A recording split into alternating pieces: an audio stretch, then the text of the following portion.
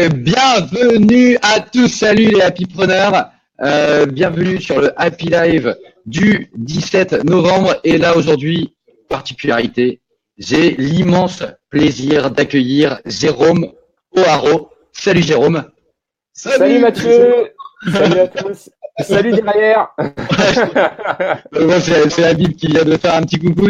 Salut Jérôme. Alors, mille fois merci de venir, de prendre une demi-heure, trois quarts d'heure de ton temps pour échanger avec nous sur. Avec grand plaisir. Merci à toi de m'avoir invité. Je suis super ravi d'être parmi vous, parler de sujets qui nous passionnent tous. Hein.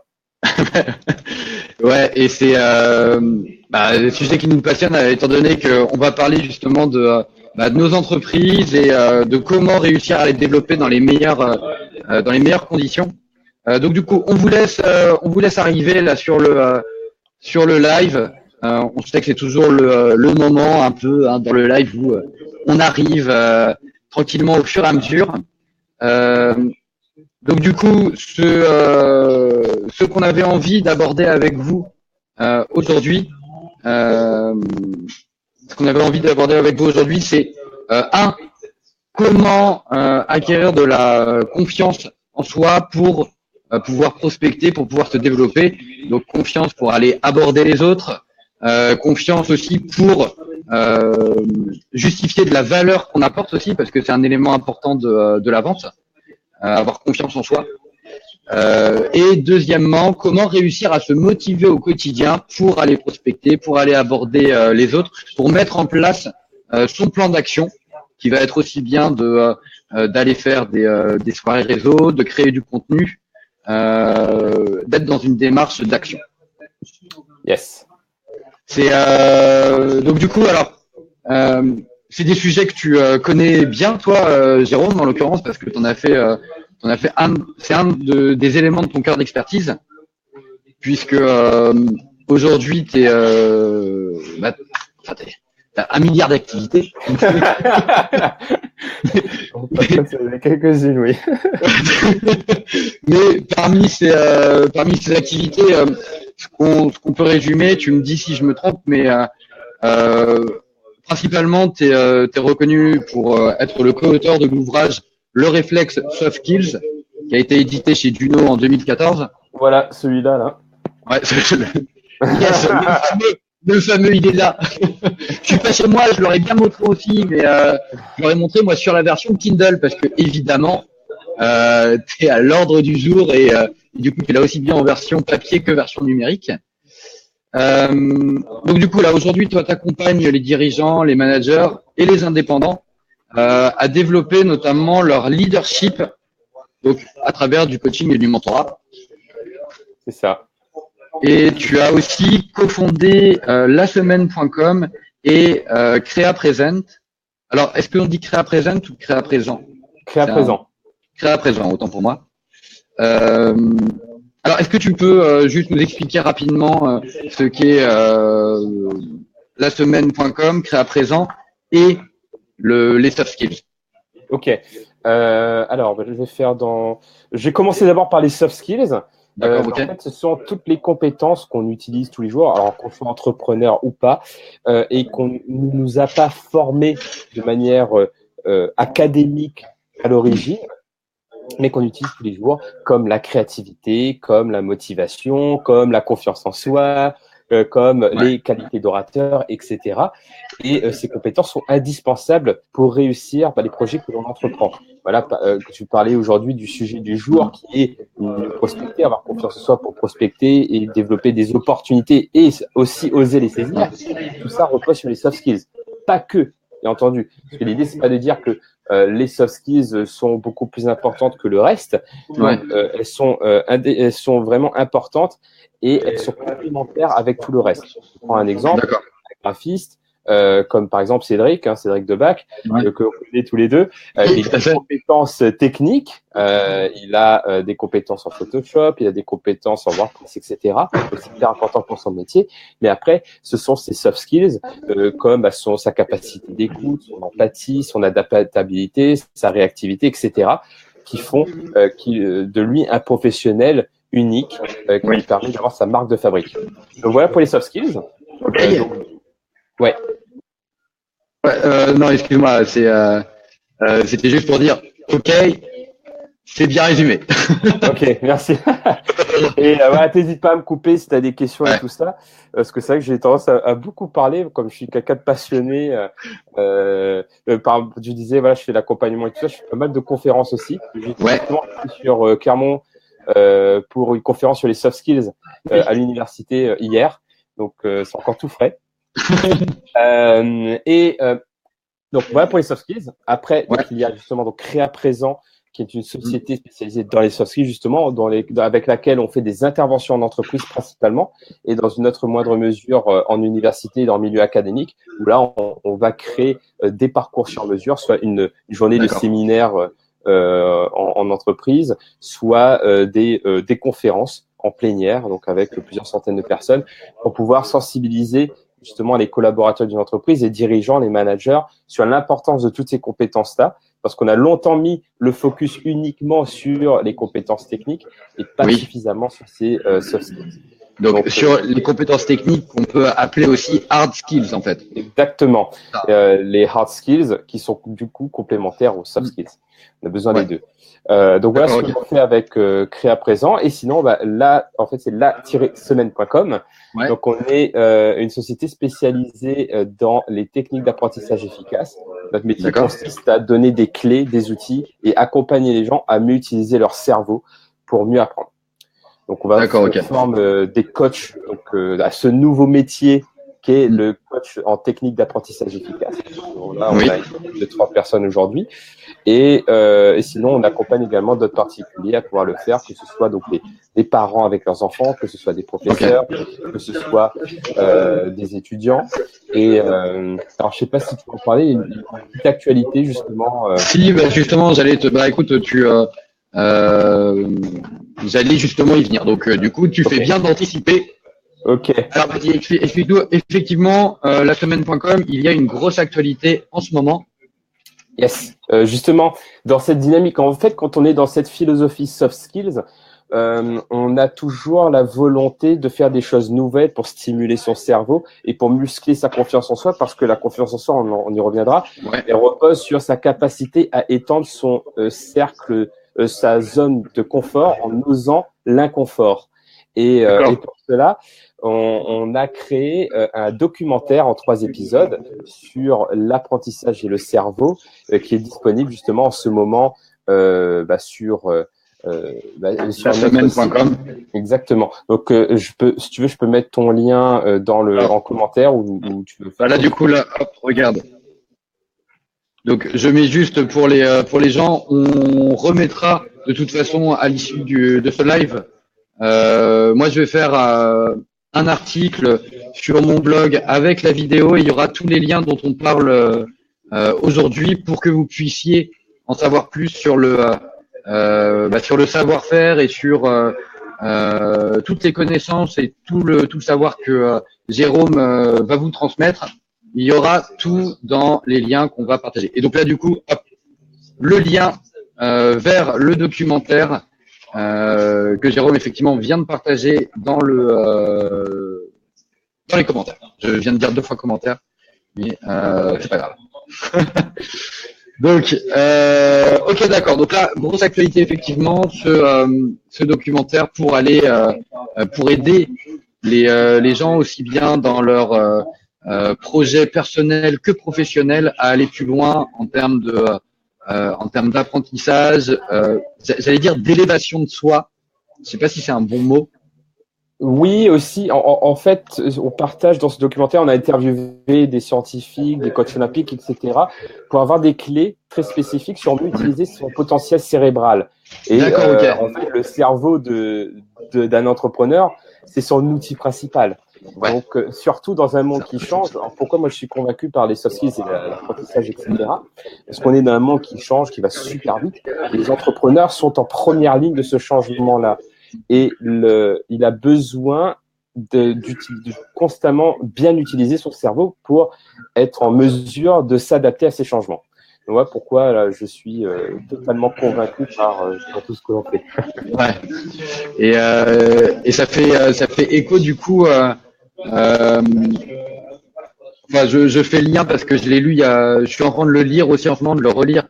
Le dernier bouquin d'Idriss Aberkan sur justement Oui, libérer votre cerveau. On est un peu dans cette dynamique-là où on se dit, on n'exploite pas du tout le potentiel de notre cerveau et donc du coup notre potentiel à nous pour faire des choses qui font avancer le monde. C'est ça. ouais. Ça. En fait, on peut, en tout cas, je sais pas si ça dépend des personnes, bien entendu. Il y a des personnes qui utilisent vraiment, qui sont toujours de la stimulation, la nouveauté, etc.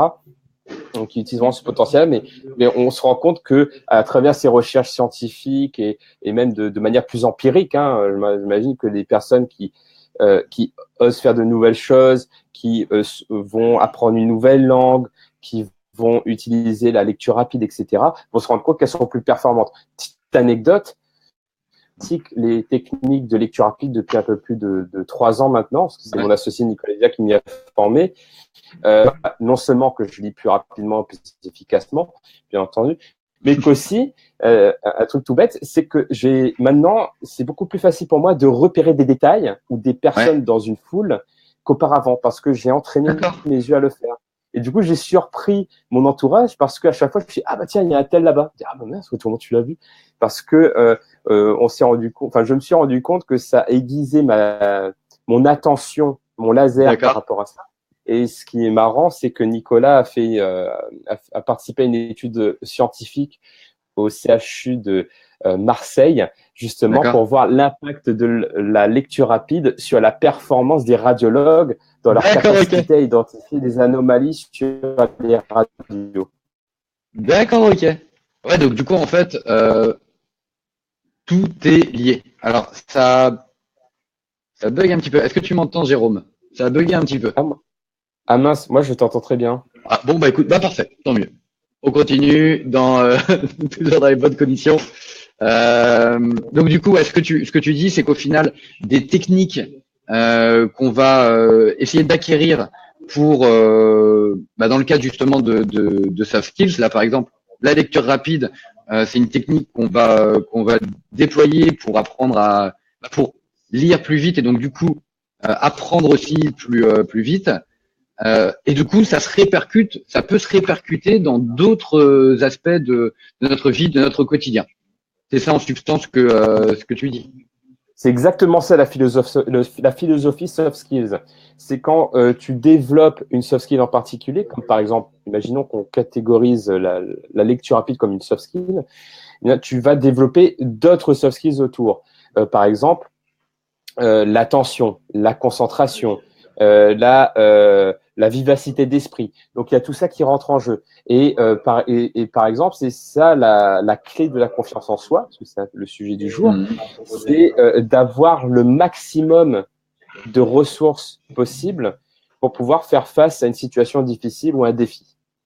Et c'est pour ça que je suis convaincu que la clé pour la confiance en soi, c'est de développer les soft skills et d'en avoir conscience. D'accord, ok. Bah écoute, embarquons-nous à fond dans le sujet maintenant. Là, je salue Claire et Gladys qui sont là. Du coup, la confiance en soi. Quels sont les Alors, est-ce que on peut parler de niveau de confiance? Est-ce que c'est quelque chose que tu as identifié? Comment est-ce qu'on peut déjà soit faire un propre diagnostic de son niveau de confiance en soi pour savoir après quelles actions mener? Alors ça, c'est une bonne question.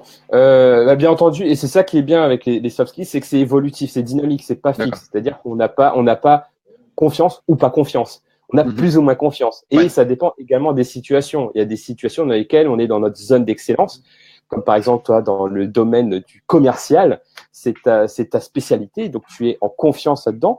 Mais si on te balance sur un sujet que tu connais pas du tout, alors je sais pas du tout quel sujet tu ne connais pas, mais imaginons que tu ne sois pas un spécialiste de la mouche tsetse en Afrique et qu'on te demande de faire une présentation là-dessus, tu seras moins en confiance. Ah oui, clairement. D'accord, ouais. Déjà, il y a ce premier indicateur qui est le niveau de connaissance du sujet. D'accord. Ensuite, il y a, parce que pour moi, ça repose sur les 3 piliers du professionnalisme. Il y a la connaissance, niveau de connaissance. Il y a les compétences. Est-ce que je suis compétent dans ce que je fais, à la fois en termes de hard skills que de soft skills? Donc, si par exemple, tu devais animer cette session de Facebook live, mais que tu avais 0 compétence en informatique, que tu sais même pas allumer un ordinateur, tu ne serais pas capable de le faire. Ouais, en effet. Donc, les hard skills sont importantes pour ça, mais aussi les soft skills. C'est parce que tu as développé une certaine écoute, etc., que tu peux le faire. Et plus tu vas faire, plus tu vas t'améliorer. Donc, il y a le niveau de compétence qui est important. Et ensuite, il y a un troisième pilier que j'ajoute à ça, qui est le niveau d'expérience, l'accumulation d'heures de vol. Plus tu vas réaliser des webinaires, plus tu seras à l'aise avec ça. Donc, si on reprend l'exemple spécifique d'un commercial ou de quelqu'un qui veut vendre son savoir, si par exemple, moi je vends une formation soft skills, si c'est un sujet que je maîtrise, dont j'ai les connaissances, que j'ai validé par exemple avec le bouquin, alors je serai en confiance parce que je sais de quoi je parle. Si en plus j'ai développé des compétences pour mettre à profit ce produit, par exemple le fait de parler en public, le fait d'organiser un atelier, d'avoir des compétences événementielles ou logistiques, etc., je serai en confiance dans ma capacité à délivrer le produit ou le service. Et ensuite, plus je vais le faire, plus j'aurai accumulé des heures de vol en faisant des 2, 3, 4, 10 conférences ou ateliers, alors plus ça se deviendra simple pour moi parce que j'aurai l'expérience pour. Parce que tu vas. D'accord, ok. Alors, ouais, du coup, ça fait écho à un schéma d'apprentissage, l'apprentissage en T. C'est-à-dire que, enfin, je ne sais pas si ça fait écho à ce que tu dis, tu acquiers pas mal de connaissances sur différents éléments, mais tu te spécialises dans certains pour justement accumuler de l'expérience. Est-ce que tu vois de ce dont je parle, l'apprentissage en T? Non, je crois pas que j'ai vu celui-là. Mais en tout cas, oui, les notions que tu viens de partager font écho. C'est clair que l'apprentissage, parce qu'il y a aussi, il y a le T, il y a la pyramide aussi. Oui, d'accord, oui, d'accord. Dont on en parle dans l'épisode 2 du documentaire, justement. D'accord. Oui, c'est le fait de mettre en pratique qui va ancrer tout ça. C'est-à-dire que si tu fais que lire sur le sujet, tu pourras pas être un expert, tu pourras pas être un spécialiste. Ouais. C'est de faire. Et plus tu vas le faire, plus tu vas monter en compétence, en connaissance, ça va s'ancrer en fait. D'accord. Ah oui. Il y a une citation qui est pas mal de Benjamin Franklin qu'on a mis sur un de nos marque-pages qui dit dis-moi et j'oublierai, enseigne-moi et je m'en rappellerai, implique-moi et j'apprendrai. Ouais. Donc c'est vraiment cet état d'esprit-là. C'est vraiment de porter aussi l'apprentissage d'ancrer l'apprentissage dans l'action aussi. T'apprends pour agir, pour mettre en pratique. C'est ça ce que tu veux dire. Exactement. Je prends une autre anecdote pour exprimer tout ça et qui est en lien avec la confiance en soi. Le 28 janvier 2017, on a organisé une journée de conférence à la Sorbonne avec notre équipe de coach.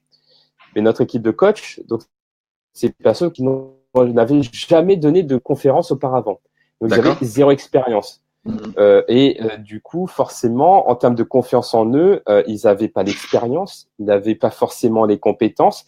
En revanche, ils avaient quand même des connaissances parce qu'on leur demandait de s'exprimer sur un sujet qu'ils connaissaient. Donc, ils partaient pas de totalement zéro. Ils partaient avec quand même le bagage de connaissances. Et ils avaient environ 3 mois pour se préparer. Donc, nous, on a fixé un délai. Donc, c'était le 28 janvier. On avait réservé la salle. Du coup, on pouvait pas ne pas faire. On était obligé de le faire. Et en plus, il y avait un engagement public parce qu'on avait communiqué partout sur le fait qu'il y avait une conférence le 28 janvier à la Sorbonne. Donc, le monde entier était au courant. Donc, il y avait vraiment un engagement très fort. C'est ça. Donc, il y avait un engagement très, très fort et que tout le monde était dans le même bateau. Donc, il y avait à la fois un engagement public qui était fort. Il y avait aussi un groupe de soutien. Ils étaient tous dans le même bateau. Ils n'étaient pas tout seuls à relever le défi. Et après, ce qu'on a mis en place, c'est un processus pour construire la confiance en soi, pour que le jour J, ils sont dans leur plein potentiel pour pouvoir faire une bonne performance. Donc pour cela, ce qu'on a fait, c'est qu'on a mis en place la stratégie des petits pas. ou D'accord. le Kaizen. C'est-à-dire qu'on leur a pas dit tout de suite, fais une conférence à la Sorbonne, tu le fais direct, quoi. Non, on va faire des étapes, des paliers. Donc, il y a le premier palier, c'était, OK, tu prépares ta conférence et d'abord, tu l'enregistres. Ça, c'est le premier D'accord. palier. Ok. En vidéo. Donc là, il y a moins de pression parce que tu le fais pour toi-même, etc.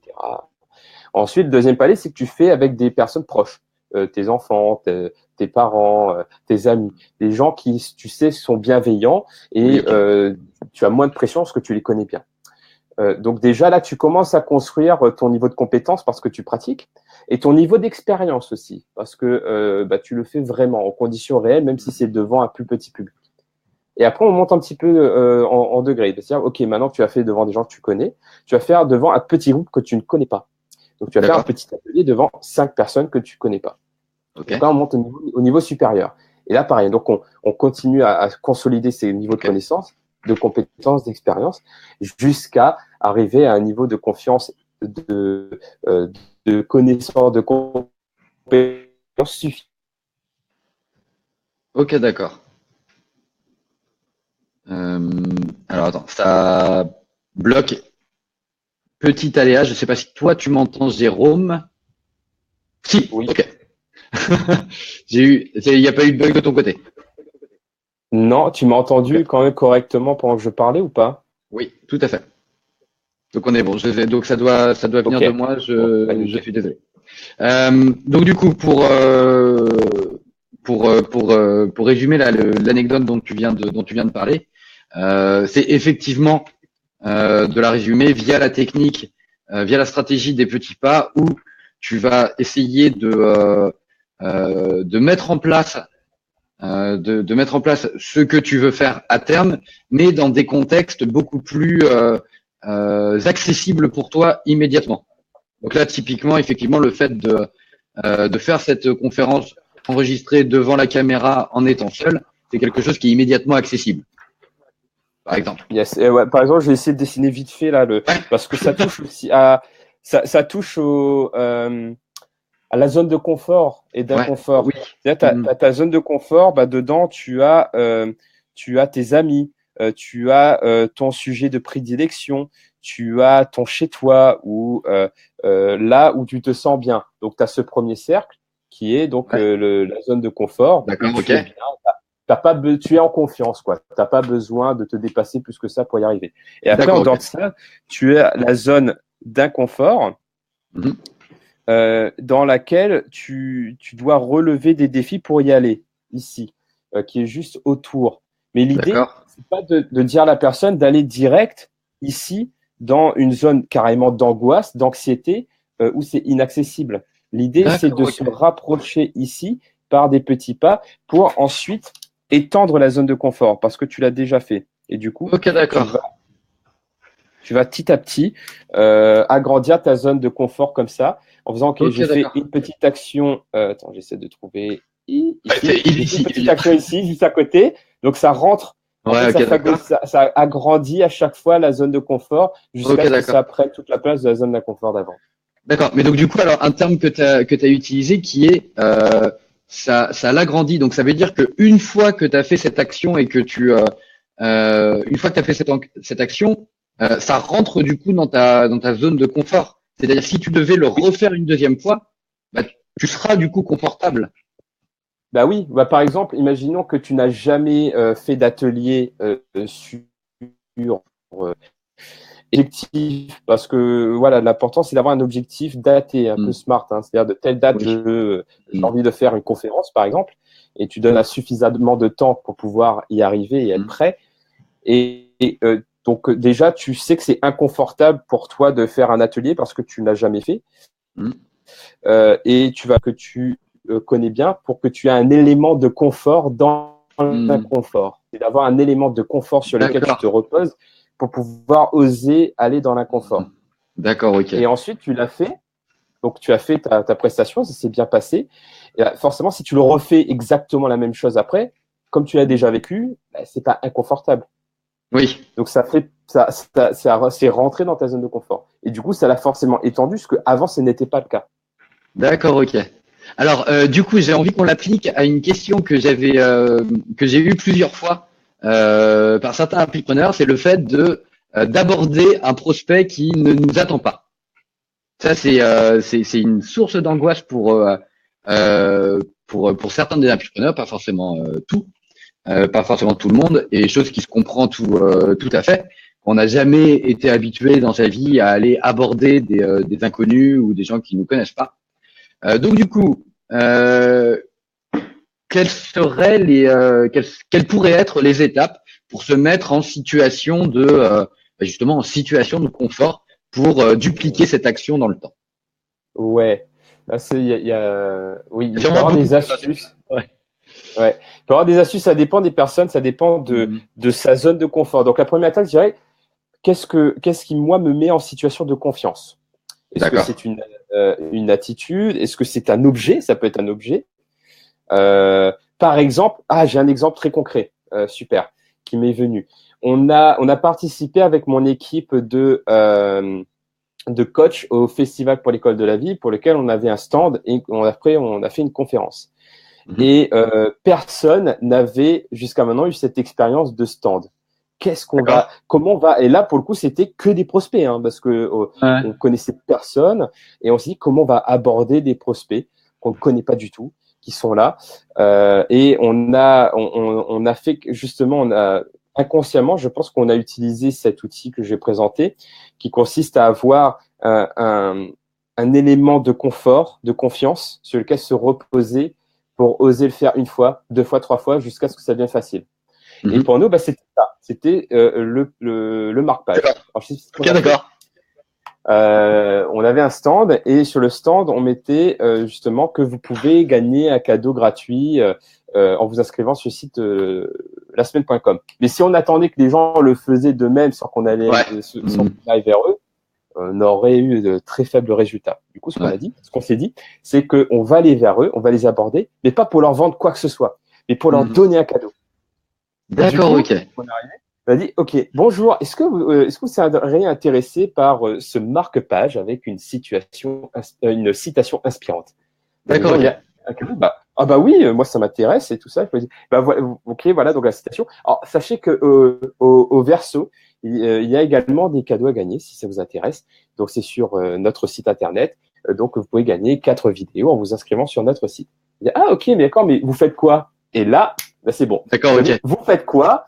Quand on me renvoie, vous faites quoi? Alors là, j'entre tout de suite dans ma zone de confort parce que c'est exactement dans ma zone de connaissance, dans ma zone de compétence, dans ma zone d'expérience. Et là, c'est parti. Et c'est la personne qui m'invite dans ma zone de confort. Alors, c'est extrêmement intéressant. Je crois que il faudrait un adverbe encore plus fort. Parce que du coup, ça veut dire, d'un point de vue, ça veut dire pour vous, happypreneur, indépendant, freelance, etc. Si vous fixez comme ambition d'aller contacter tel ou tel prospect parce que vous savez que vous avez envie de bosser avec lui ou que vous avez envie d'échanger avec lui ou qu'à une soirée vous avez repéré telle personne et vous aimeriez bien parler avec lui, et ben du coup d'abord regardez immédiatement quelles actions vous pourriez faire aujourd'hui qui sont dans votre zone de confort et qui vous rapprocherait de cet objectif. Donc typiquement là là ça me fait tout de suite penser, t'as une soirée réseau, t'as pas l'habitude d'aller aborder les gens comme ça de but en blanc, etc. Pourquoi est-ce que tu prendrais pas par exemple un verre pour toi et un verre pour l'autre et aller l'aborder en disant est-ce que vous voulez un verre, en lui tendant sais le verre. Exactement. Ouais. Et du coup enchaîner, initier, engager la discussion comme ça. Ouais, ça peut être une excellente idée. Ouais. Mais donc du coup, enfin, ça c'est un exemple. Moi, je me sens à l'aise avec, mais il faut que chacun regarde par rapport à sa propre zone de confort. C'est ce que tu dis. Par rapport à sa propre zone de confort, quelles sont les actions qui permettront de faire un pas dans la zone d'inconfort? Je fais zone de confort, un pas. Je suis très nul quand il s'agit de faire des schémas avec mes mains devant la caméra. Voilà, hop. Pour agrandir, Voilà, c'est pour agrandir la zone de confort. Voilà, c'est parfait, c'est nickel. Ok, Je d'accord. remets le petit dessin sinon là. Hop. Ouais, c'est mieux. C'est cool. Mais sinon, il y a une autre image qui me parle Ouais. après parce que je viens de l'île de la Réunion, mais c'est comme par exemple l'île de la Réunion, elle a été Mhm. construite comment? Elle a été construite par le biais des éruptions volcaniques. Donc il y a un point chaud parce que c'est plein milieu de la mer, hein, c'est pas du tout une Mhm. archipel comme les Caraïbes ou quoi. Il y a un point chaud qui a fait une éruption, un énorme volcan qui a émergé en fait des océans, qui a commencé à faire un pic comme ça, et qui ensuite la plaque tectonique s'est déplacée. Lui, le point D'accord. chaud est resté. Un deuxième volcan, donc il y a le Piton des Neiges, le Piton de la Fournaise. D'accord. Donc c'est pour ça que la Réunion ressemble un peu à ça, un gros rond et un petit rond collés ensemble. Ah, d'accord, Et en ok. fait, à chaque fois qu'il y a une éruption, une nouvelle éruption, parce que ça arrive très régulièrement, l'île, des fois, s'agrandit parce que la lave atteint la mer. D'accord, ok. Et c'est comme Ok. ça que l'île s'agrandit encore aujourd'hui. Quelque part, je trouve cette image-là qui Ah ouais. correspond pas mal à la zone de confort où la zone de confort, c'est comme l'île de la Réunion, qui va s'agrandir en mettant des actions dans l'océan, en fait, Mhm. qui est donc la lave, mais là, ce serait des actions concrètes, quoi. Ouais, d'accord, ok. Ah, alors, est-ce que tu me permettrais à l'occasion que je réutilise cette image qui, je trouve, est géniale? Bah oui, avec grand plaisir. Parce que moi, je viens de Bretagne, mais la Bretagne, elle s'agrandit pas, donc je peux pas utiliser ça avec ma chienne natale. Alors, je fais écho avec ce qu'on vient de dire parce qu'il y a Gladys qui a mis en commentaire que c'était le stress, elle, qui du coup l'empêchait de faire ses actions. Donc, le stress est effectivement une des composantes alors, comment est-ce que toi, tu expliques le fait d'être en situation de stress dans le cadre d'actions comme ça, le fait d'aller aborder quelqu'un? Comment tu expliques qu'on se mette en situation de stress? Mm. Alors, selon ça, c'est mon associé Julien Bois qui en parle beaucoup plus sur le stress, parce que c'est Hmm. lui l'expert là-dedans. Moi, D'accord. je m'y intéresse sans être un expert. Le stress, selon, je crois que c'est l'OMS qui le définit comme ça, il est généré lorsqu'il y a un différentiel, un gap entre la perception des exigences de notre environnement et la perception des ressources que l'on a. Et D'accord. si on a l'impression qu'on n'a pas suffisamment de ressources pour faire face à l'environnement exigeant que l'on a, c'est là qu'il y a une situation de stress qui se génère. D'accord, Donc, ok. c'est pour ça que c'est hyper important pour moi de cultiver ces soft skills parce que ce sont des ressources. Et si on sait qu'on a une grosse capacité d'adaptabilité, si on sait qu'on a une grosse capacité de créativité, d'aisance à l'oral, etc., qu'on en a conscience, qu'on en a confiance également, Hmm. alors on aura moins de stress, ou en tout cas, on pourra mieux le canaliser en se reposant sur ces ressources-là. D'accord, Et ok. comme elles sont transversales, ces ressources, elles permettent d'être utilisées à plusieurs reprises.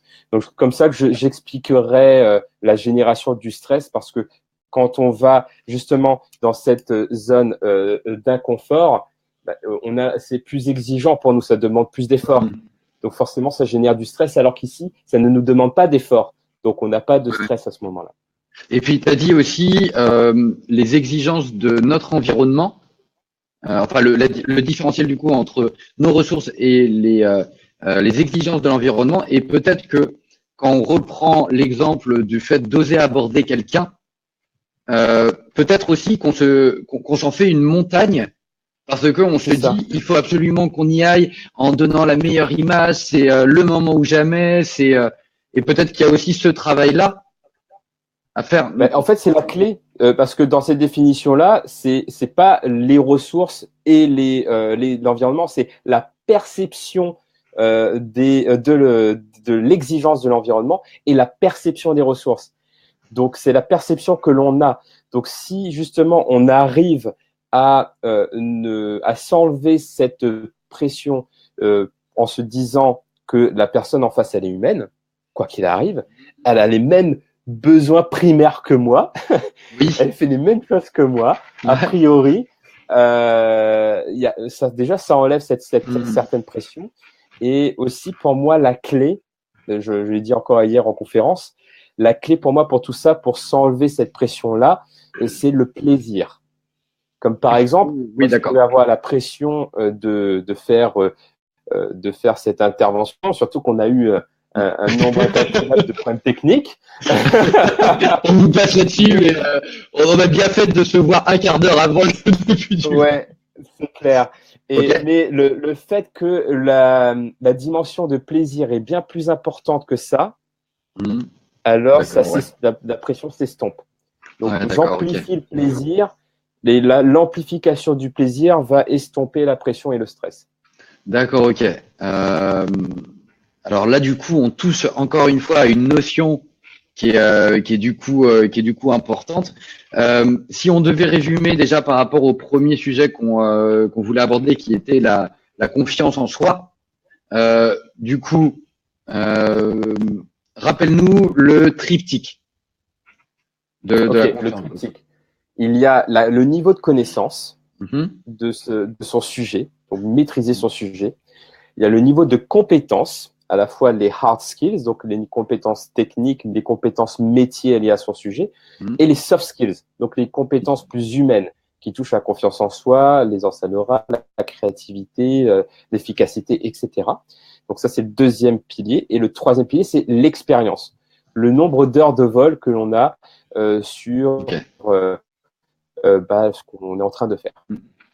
Donc du coup, ça veut dire que quand on cherche de manière professionnelle à développer et à gagner confiance en soi, il y a un premier volet qui va être déjà d'agrandir son scope de connaissances, donc de continuer à se former sur son. Alors du coup, de continuer à se former, de continuer à apprendre. Il y a les compétences où là, ça va être aussi bien compétences humaines que compétences métiers.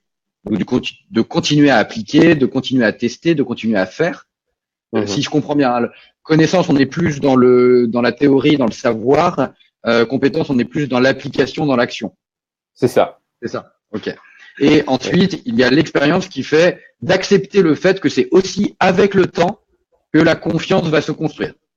Exactement. C'est vraiment, là, comme tu dis, il y a la dimension de temps.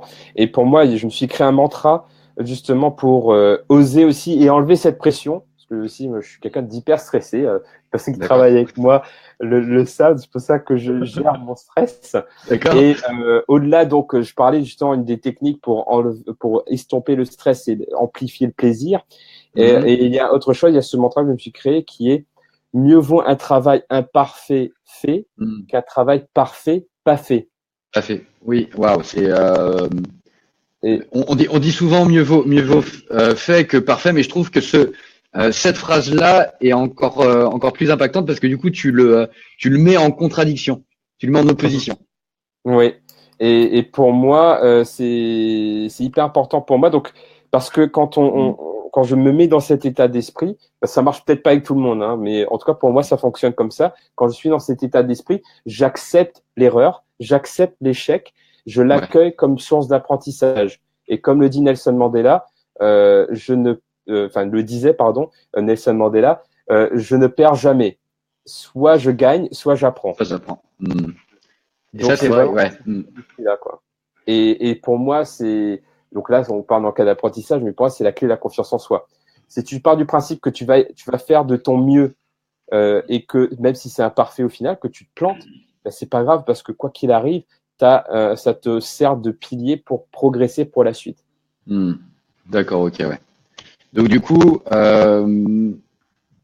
pour développer votre confiance, prenez bien conscience que ça ne se fera pas du jour au lendemain, que vous pouvez agir dessus. Ça aussi, je pense que c'est important du coup. C'est que c'est pas un état de fait.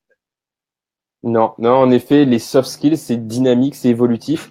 On a tous ça en potentiel, on les a plus ou moins travaillés et on peut vraiment les cultiver justement par la répétition et la répétition. C'est-à-dire pas comme ça en disant je vais faire travailler une fois un exercice de créativité que je serai Michel-Ange ou Léonard de Vinci comme ça. Non, ça prend du temps, comme tu le dis.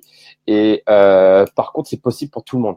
par exemple, hein, je raconte ces anecdotes-là, mais on aurait du mal à croire. Mais j'étais j'étais une victime en fait avant. D'accord. J'étais vraiment dans la victimisation pendant très longtemps, et c'était ma manière d'exister en étant une victime. Et heureusement qu'il n'y a pas d'état de fait, parce que je ne pense pas que je sois encore dans cet état-là. Mais ça a demander du temps pour travailler tout ça grâce à ces entraînements de confiance en soi et de soft skills. Ok, d'accord. Ouais, merci pour ce témoignage parce que c'est pas forcément facile de dire que on était dans cette situation-là personnelle. Donc merci de partager ça. Donc du coup, effectivement, la confiance. Alors, tu as dit un mot qui pour moi, qui selon moi est important, c'est le fait que ça se cultive. Donc c'est-à-dire que c'est déjà en nous quelque part. Exactement. On peut reprendre une autre analogie. Il y a une banque de graines comme une espèce d'arche de Noé. Il existe une arche de Noé végétale dans le monde. Je crois que c'est au niveau du pôle Nord. On a stocké toutes les graines que l'on peut au monde dans un espèce de bunker souterrain où il y a toutes les graines du monde, au cas où tout pète et on peut au moins reconstruire des trucs par rapport à ça, mais vraiment végétal. Et pour moi, l'humain, c'est ça. C'est qu'on a tous cette banque de graines en soi, quoi qu'il arrive. Ah, merci Estelle, si ça en appelle. Merci beaucoup Estelle pour la précision. Et, on a tous en soi cette banque de graines, mais elles vont pas toutes pousser comme ça. Il faut les planter, il faut les arroser. Il y a certaines graines qui vont pousser, d'autres qui ne vont pas pousser. Il faut juste prendre le temps d'accompagner comme ça le fait de grandir. C'est pour ça que je parle de cultiver, parce que c'est vraiment ça, c'est sélectionner les graines, les planter, les arroser, les entretenir, etc. Il y a certaines graines qui vont devenir des arbustes, d'autres qui vont devenir des arbres, voire des forêts. Ça dépend des personnes. Après, on est tous différents également. Donc du coup, ça s'accepte. Et après, ça permet de prendre des décisions par rapport aux compétences qu'on veut ou pas développer, comme pour le cas des hard skills d'ailleurs. On peut choisir d'apprendre à utiliser Photoshop, pour reprendre l'exemple que tu avais cité tout à l'heure, ou alors d'apprendre à bien tailler ou à bien tailler du bois ou à bien cuisiner. Exactement, c'est vraiment ça. Et on a tout ce potentiel-là. Et comme tu dis, ça dépend de ce que l'on veut être, de ce que l'on veut devenir. Et selon ce que l'on veut devenir, on va du coup choisir ce que l'on doit cultiver et en conséquence faire les exercices, les répétitions, cultiver ces 3 piliers-là pour y arriver au final. Ok, alors ça fait déjà 3 quarts d'heure qu'on parle et on n'a pas abordé le deuxième sujet qu'on s'était dit qu'on allait aborder. Je te propose de rester encore une dizaine de minutes pour pas que ça fasse non plus trop long, mais qu'on aborde là sur les 10 dernières minutes la question de la motivation. Ok. Parce que du coup, effectivement, tu nous as donné de bons outils là pour apprendre à développer sa confiance en soi. Donc, on peut aussi bien la confiance en soi, ça marche. Ces outils marchent aussi bien pour sa confiance en soi pour mener des actions, ou alors la confiance en soi par rapport à sa propre valeur. Maintenant qu'on développe sa confiance, il faut réussir à se motiver pour mener des actions qui parfois ne rentrent pas dans le cadre du plaisir. Tu disais justement que le plaisir était le contraire du stress. Et donc du coup, on préfère aller du côté du plaisir que du stress, évidemment. Donc du coup, est-ce que tu as des outils pour réussir à se motiver au quotidien? Ouais, alors là, si on prend cette soft skill motivation, on peut l'éclater en plusieurs soft skills. Il y a la première, tout ce côté plaisir, c'est cette capacité, par exemple, à gamifier, à rendre plus agréable une tâche qui peut être désagréable. Donc ça, c'est une vraie compétence. Comment je vais mettre du plaisir dans les trucs chiants, par exemple. Donc il y a ce pan-là, et il y a tout ce pan où c'est désagréable, où c'est inconfortable, où on n'a pas envie. Et donc là, tout ce pan-là touche à la force de volonté, parce que on doit faire preuve de volonté, se forcer quelque part, se motiver pour pouvoir se mettre en action. Et donc pour à muscler sa force de volonté, sa force de volonté, pardon, il y a plusieurs manières de le faire. Il y a l'autodiscipline. Donc là, il existe par exemple, la création d'habitudes, avoir cette intelligence de comment prendre soin de son stock de volonté, c'est-à-dire de pas tout le temps être en mode je me force à faire quelque chose parce que ça m'épuise, parce que c'est un stock, c'est pas quelque chose d'illimité. Oui, ça c'est important. Alors la volonté, c'est effectivement pas une ressource qu'on peut utiliser à foison. Quand on l'utilise dans la journée, eh ben on doit faire des choix quelque part. C'est ça. L'utilisation de sa volonté. Ouais. Comment est-ce qu'on peut déterminer le stock de volonté que l'on a sur une journée, par exemple? Waouh, ça c'est une bonne question parce que ça, en fait, pour comprendre ça, il y a plusieurs choses que vous pourrez faire. C'est d'abord d'identifier dans une journée, à quel moment vous avez le sentiment d'utiliser, de taper dans le stock, quoi, de vraiment utiliser votre force de volonté. Et après, de voir le fait de classer ces tâches-là par ordre du plus épuisant au moins épuisant. D'accord, ok. Et déjà, ça va vous donner l'impression de dire, ok, bah, qu'est-ce qui est le plus épuisant? Si c'est le plus épuisant, comment je peux faire en sorte que ça me prenne moins de force de volonté? Est-ce que je vais soit la gamifier en y rajoutant du plaisir, ou alors il y a une clé aussi dans la gestion de la force de volonté, ce sont les éléments déclencheurs. Par exemple, si j'ai une addiction au café, c'est arrivé, et que je mets le café comme ça devant moi, c'est hyper dur de résister. Alors que si j'achète pas du tout de café, j'ai pas de café à la maison, et qu'il faut que j'aille faire des courses pour me faire un café, que je prenne la voiture pour aller chercher un café dans un Costa ou dans un autre café, bah là, la contrainte est tellement élevée que j'ai la flemme et je vais pas chercher mon café. D'accord, ok. Et du coup, le fait de ne pas devoir à résister à la tentation va faire que je vais moins épuiser mon stock de volonté. Alors que si mon café était juste devant moi et que je devais passer ma journée à résister à ça, bah rien que ça m'aurait épuisé.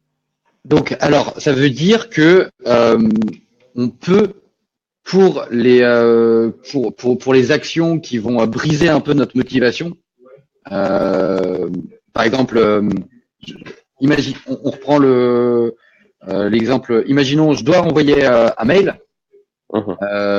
C'est pas un truc qui m'éclate parce que il faut que je le rédige et tout et j'aime pas ça. Au même moment, du coup, je peux avoir une autre motivation pour, par exemple, regarder un film ou regarder la télé. Tu vois, enfin, exemple typique. Du coup, l'idée, ça pourrait être quand tu rentres dans des périodes où tu vas devoir faire des choses qui sont un peu déplaisantes, c'est du coup de te créer des contraintes pour les tâches qui sont plus plaisantes. C'est ça, exactement. C'est d'éviter ces tentations-là. Et pour ça, donc, il y a des outils, par exemple le Pomodoro. Le Pomodoro, c'est 20 minutes de concentration intense sur une seule tâche. D'accord. Après ces 20 minutes, tu fais 5 minutes de pause. Et après, tu reprends 20 minutes de concentration sur une tâche à la fois. Et quand tu es en mode concentration, tu coupes toutes les distractions. Tu t'isoles, tu te mets dans une bulle de concentration, tu as zéro distraction. Et du coup, tu n'auras pas ces tentations d'aller boire un café, de voir un film, etc. Donc, il y a ça qu'on peut mettre en place. Voilà, parce que tu t'autorises, enfin parce que tu te fixes un engagement avec toi-même en disant si tu bosses bien, si tu accomplis bien cette tâche, et ben dans 20 minutes, tu as le droit de faire un truc qui te plaît. Ouais, exactement. Ça, en fait, et après 5 minutes de récompense, exactement. Ouais, d'accord. Donc du coup là pour prendre donc Max c'est Sylvain en fait qui il s'appelle pas du tout Mac. Donc alors il dit voilà pour prendre un exemple concret comment prendre du plaisir à l'élaboration d'un business plan. C'est un très bon exemple. Bah ouais. Donc du coup comment tu travaillerais ça toi? Alors il y a plusieurs manières. Moi par exemple j'aime bien quand c'est visuel. Du coup je vais faire en sorte que mon business plan soit visuel. Je vais intégrer des schémas, je vais faire un mind map, etc. J'aime bien aussi travailler en musique. Donc je vais mettre de la musique. Du coup ça passe mieux. J'aime bien travailler en buvant un petit café. Donc je vais faire un petit café. Donc c'est des petits éléments de plaisir que je rajoute qui ne perturbent pas ma concentration. Ok, que je peux d'accord. rajouter à la. Ok, d'accord. Ah oui, donc du coup, euh, alors ça veut dire en amont de bien se connaître, de savoir aussi ce qui nous fait plaisir et enfin, ouais, quels sont les éléments qui nous font plaisir Mhm. pour pouvoir s'autoriser à les réimpliquer dans notre travail ou dans nos tâches ou dans notre environnement pour stimuler la motivation. C'est C'est ça. ça? Ouais. D'accord, ok. Donc là, typiquement, le coup de la musique, ça me parle parce que moi, c'est exactement ça. D'ailleurs, je suis vachement emmerdé parce que ça me déconcentre aussi parfois tellement Ouais. tellement je me concentre là-dessus. Donc par contre, j'aime bien mettre de la musique quand je dois faire des trucs automatisés C'est et ça. qui sont redondants. Et là, du coup, j'aime bien en mettre parce que du coup, mon cerveau, enfin, j'ai un peu l'impression que mon cerveau, il est occupé par quelque chose de plus agréable. C'est ça. Et en fait, moi, j'ai plusieurs playlists. J'ai une playlist où j'ai Ouais. besoin d'être boosté parce que je fais des trucs qui sont répétitifs, etc. Donc là, je peux mettre de la musique un peu bourrine avec des paroles et tout ça. Ça me perturbe pas. Par contre, il y a des moments, comme tu dis, où j'ai besoin de concentration. Imaginons que j'ai des distractions sonores avec le camion de poubelle qui passe ou des gens qui parlent, etc. Donc là, je mets par contre de la musique, soit de relaxation, ou de concentration, ou de la musique classique, qui ne vont pas me perturber parce qu'il n'y D'accord. aura pas de paroles. Parce que c'est vrai que dès qu'il y a des paroles, ah, c'est une Hmm. distraction. Ouais, c'est sûr. C'est Ouais. ça le piège. Ouais. Et d'accord, ok. Donc du coup, pour se motiver, un premier truc, c'est de créer un environnement stimulant et plaisant. Ça peut être Yes. déjà un premier truc. De se créer des contraintes. Deuxième truc, de se créer des contraintes pour des tâches perturbantes. Donc typiquement là, l'exemple du café, il était très bien. J'imagine, il y a des outils par exemple sur le web qui t'empêchent par exemple d'accéder pendant un certain temps à certains sites. Oui. Ou je sais plus, j'ai entendu euh, sur un podcast sur Nouvelle École, il utilise un outil qui fait que s'il reste trop longtemps sur la même page, eh ben il a des arbres en fait qui poussent sur la page. Et donc, du coup, il voit plus rien à la fin. Ah, c'est pas mal ça. Ouais. Et donc du coup, ça veut dire de trouver aussi ces outils, ces contraintes euh, qui vont empêcher d'aller sur des actions perturbantes. Et tu as parlé aussi du coup des habitudes, de se créer du coup des habitudes. Alors comment tu te crées une habitude? Oui, alors les habitudes, en fait, pourquoi les créer? Parce que ça économise de l'énergie au cerveau. Parce que D'accord. quand on fait quelque chose de nouveau, ça nous demande énormément de concentration. Comme par exemple, la première fois qu'on conduit une voiture, ben moi, ça m'épuise, quoi. Tu as l'impression d'être concentré partout. Tout ce que tu fais, tu réfléchis. Alors que maintenant, eh ben, c'est automatique. Ok. Donc, pour créer des habitudes, c'est vraiment le pilier expérience à fond. C'est répéter, Ok. répéter, répéter, répéter, pour que le cerveau, avec sa plasticité cérébrale, va pouvoir créer des raccourcis neuronaux qui font que ça va D'accord. être presque automatique. Et Ok. donc, l'idée, ça va être, par exemple, pour les tâches répétitives, pour les actions que l'on peut faire en mode automatique, de ancrer ça, par exemple, à un moment de la journée Mhm. avec les mêmes mécanismes, avec les mêmes rituels pour que ça se fasse vraiment facilement. Rituel.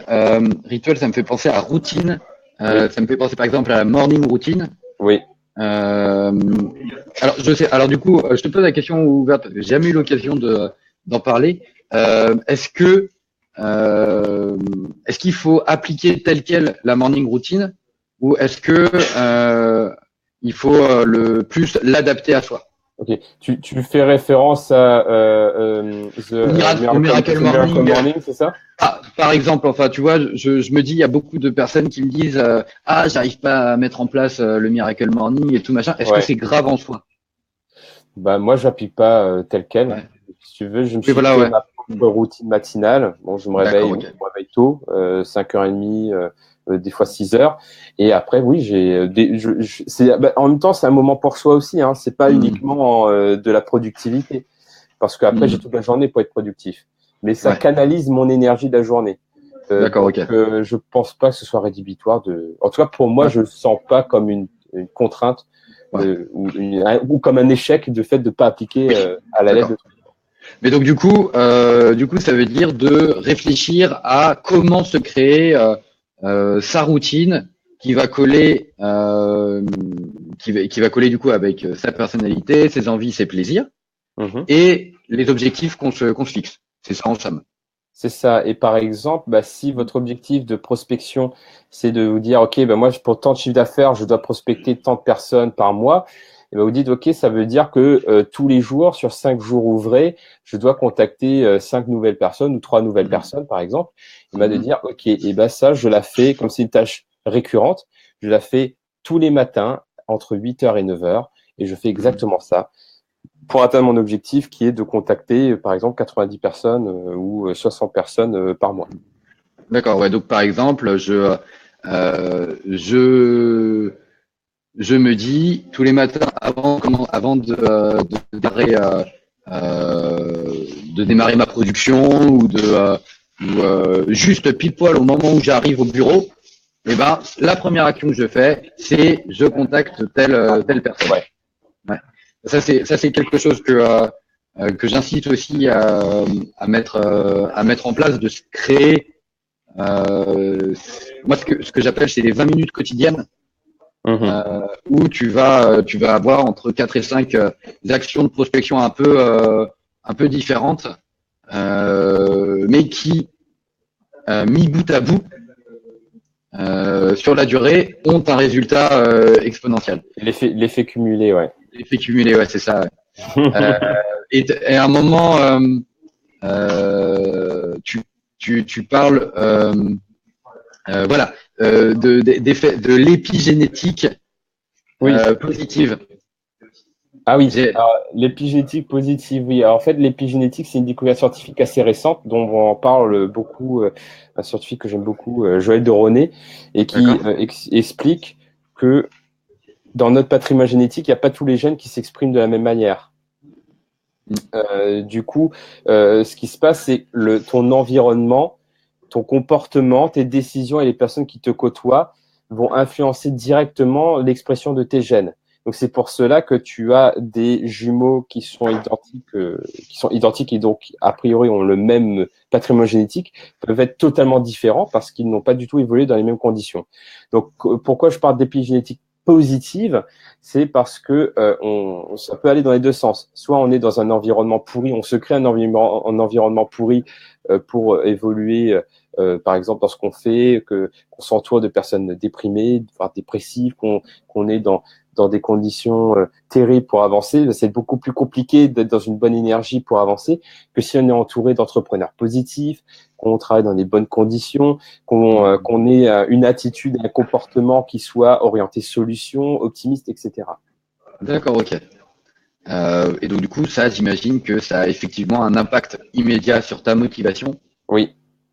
Parce que alors, je ne sais pas si ça se calcule ou si c'est vrai. J'ai l'impression que moi, la motivation, elle se transmet. Ah oui, clairement, ouais, c'est contagieux. Ouais. Ça s'explique par les neurones miroirs. Les neurones spécialisés dans le cerveau et qui, par exemple, qui expliquent la contagion du bâillement ou qui explique aussi le mimétisme. Si, par exemple, je souris, tu es plus à même de sourire, ou si je fais la gueule ou que je suis en colère, voilà, c'est exactement ça. Et ça marche pareil pour la motivation. Ok, d'accord. Donc ça, c'est intéressant. Ça veut dire que pour se motiver, pourquoi pour ces tâches-là qui sont pas forcément motivantes, rester seul dans son coin, pourquoi ne pas justement essayer de le faire avec d'autres personnes qui ont les mêmes contraintes et de se motiver du coup à plusieurs. Exactement. Et par exemple, un des préceptes de l'épigénétique, c'est qu'on est la moyenne des personnes que l'on côtoie le plus. Ah, ouh. Je vous invite tous à réfléchir ce week-end. Quelle est votre moyenne? Donc, faites attention à qui vous côtoyez le plus. Bon, Jérôme, écoute, je te propose qu'on s'arrête ici. Il y a déjà une heure de vidéo. Je finis là sur ce petit joli de Gladys. Je trouve que c'est cool.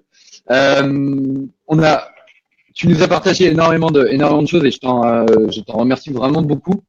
Je redonne là rapidement les liens sur lesquels on peut aller en savoir plus sur toi. Donc il y a lasemaine.com. Déjà, je te laisse réexpliquer très rapidement ce qu'on va y trouver.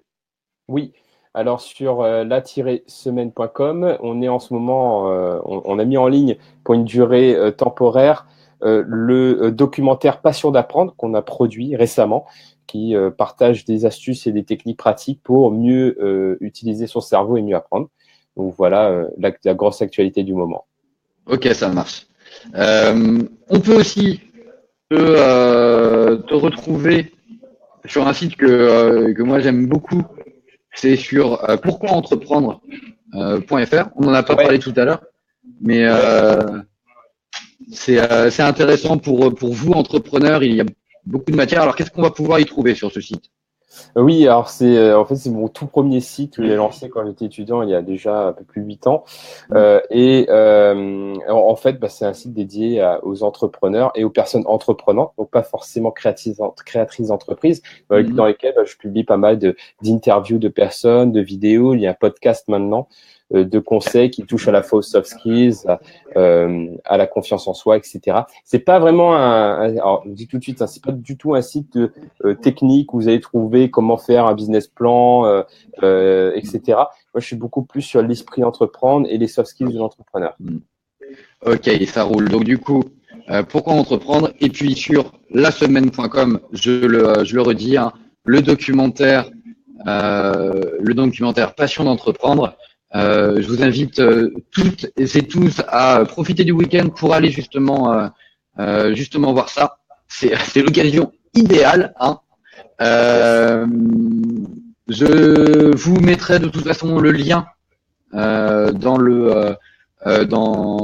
le prochain article que je vais rédiger à ce sujet, mais en attendant, je vous enverrai de nouveau le lien à la suite de ce live. Je vais le mettre dans la description du live.